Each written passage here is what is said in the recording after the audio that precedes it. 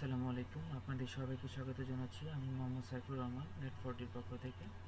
আশা করছি সবাই ভালো আছেন। আজকে আপনাদের সাথে যে বিষয়টি নিয়ে কথা বলবো সেটা হচ্ছে কীভাবে আমরা ভার্চুয়াল হার্ড ডিস্ক করতে পারি।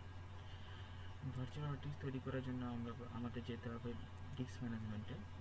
ডিস্ক ম্যানেজমেন্ট থেকে অ্যাকশনে যে ক্রিয়েট ভিএসডি, আমরা ভার্চুয়াল হার্ড ডিস্ককে সংক্ষেপে ভিএসডি বলি। ভিএসডিতে যে আমি কোন লোকেশনে ভার্চুয়াল হার্ড ডিস্কটি রাখতে চাই সেই লোকেশনটি এখানে দেখে দিতে হবে।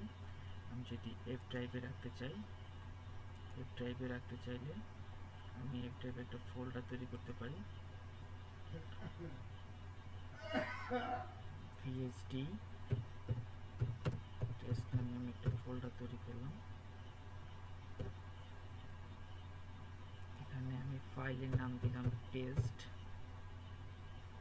সেভ। এখানে আমার লোকেশনটি ক্রিয়েট হলো, আমি কোন লোকেশনে ভার্চুয়াল হার্ড ডিস্কটি রাখতে চাই। এরপর আমি ভার্চুয়াল হার্ড ডিস্কের স্পেসটি কত নেব, স্পেস হিসাবে আমি যেহেতু টেস্ট বেসিসে, তো এই জন্য আমি প্রথমে 100 MB স্পেস নিচ্ছি ভিএসডিএক্স।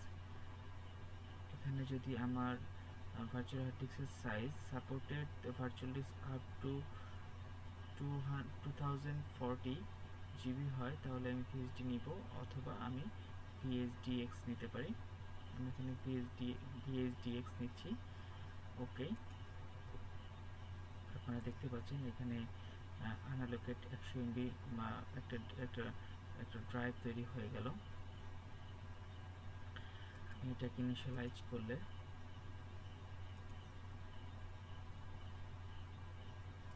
এখানে আমি এনটিএফএস ফরম্যাটে প্রাইমারি পার্টিশন করব।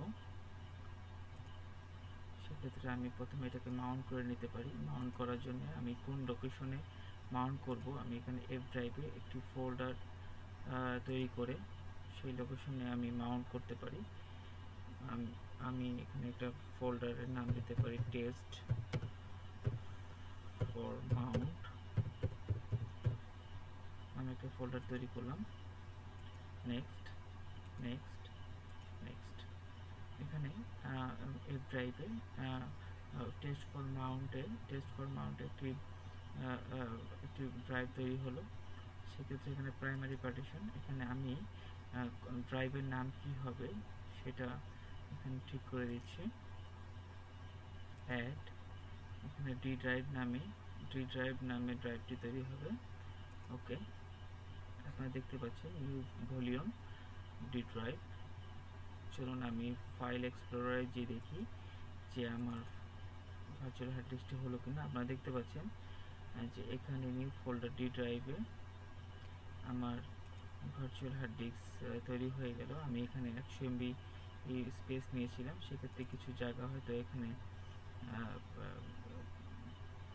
চলে গিয়েছে।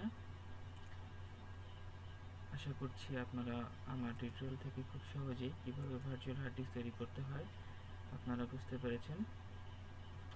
আশা করছি ভবিষ্যতে আরও অনেক টিউটোরিয়াল নিয়ে আপনাদের সামনে হাজির হব। সেই পর্যন্ত সবাই ভালো থাকবেন, সুস্থ থাকবেন।